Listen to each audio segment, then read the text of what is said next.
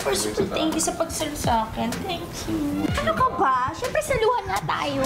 Ano ba? Ang sweet na lang. Yes, even if I mispronounce your name just now. Hello guys! Gusto ko lang ipakilala sa inyo yung childhood best friend kong si Hero. Galing siya sa Canada pero nagbabakasyon siya dito sa Pilipinas. Canada? Oh. Ang pogi, baka may kuya ka. Ay, dalawang ate lang po meron. Sayang. Kaya, dalawang ate na naman. Dalawang ate? Naku, mukhang malaki na chance. Basta ako sa inyo. Ito nga pala yung mga kasamahan ko dito sa Open 24/7. Si Ma'am Micaela, si Ma'am Kitty, si Al, si Fred, si Kokoy, tsaka si Andoy. Nice to meet you, Orb. Nice to meet you din, guys. Hangout tayo minsan. Uy!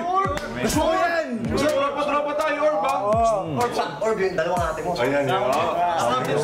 Di ba nasa Canada yun? Do, parang bago yung ano mo, style mo. Napapapink ka madalas. Ano mo? Siyempre, real men wear pink eh. Tama. Uy, Magiti. Sabi ka naman makatingin, no? Ano kasi, siyempre pogi siya eh. Parang sinakst mo. Pogi! Pogi kesa sa akin. Siyempre.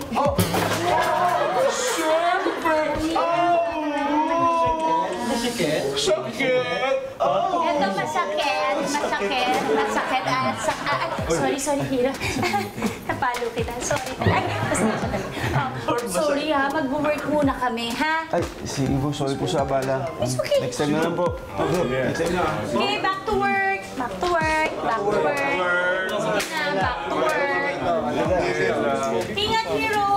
Bye-bye. Saan work mo? Work. Mas pogi. Check that. Oh my God! Miss Kitty! Yes? Yung phone ko. Hindi ko alam saan ko nalagay. Baka naiwan ko sa bahay. Sana naiwan ko sa bahay. Sana hindi siya nawala. Pero kasi ako inaantay na important call. Okay lang ba? Saluhin mo muna ako. Diyan ka muna sa cashier. Yeah, okay. Bahay lang ko. I-check ko kung nandun yung phone ko. Okay, umiyak. Thank you so much, baby girl. Umalis ka dyan. Si Miss Kitty dyan. Thank you. Gusto mo sabihin sa amin, Bek?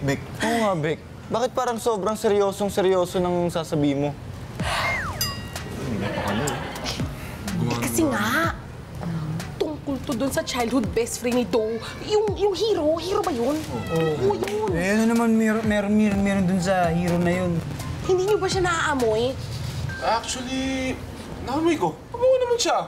Parang dudis ko lang nga yung gamit eh. Yung amoy matamis, di ba? Sige. Hindi yan ang ibig kong sabihin. Ang dami-dami yung sinasabi eh.